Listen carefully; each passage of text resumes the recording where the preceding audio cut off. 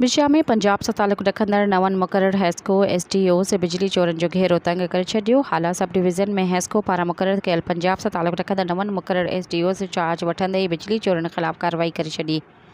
बिजली चोरनि ख़िलाफ़ ऑपरेशन जे पहिरें ॾींहुं सभई गैर क़ानूनी कनेक्शन ख़त्म करे बिजली चोरनि ते ॾंड पिणु हया विया। हाला में SDO हाफ़िज़ अब्दुल्ला मुख़्तलिफ़ इलाक़नि जिन में हाला पुराणा, नाको कुरैशी मोहल्ला, तालिब उल मुला कॉलोनी समेत मुख़्तलिफ़ इलाक़नि में कार्रवाई कयूं।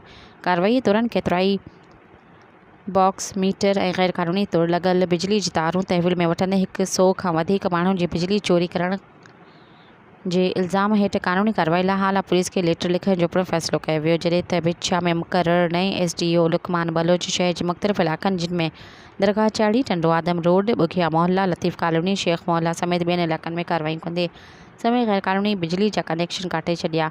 बिजली चोरनि मथां जुर्मानो लॻाईंदे केतिरियूं ई गैर क़ानूनी तौर ते लॻल बिजली जूं तारूं पिणु तहवील में वठी छॾियूं आहिनि। कार्रवाई दौरान हैस्को अमलदारनि आसिफ़ गाॾाही, आमिर मेमण, ज़ाहिद बुगियो, फ़हीम मेमण, नसीर राजपूत, ख़ादिम थईम, इरफान खोसो ऐं ॿिया अमलदार बि ऑपरेशन जो हिसो हुआ।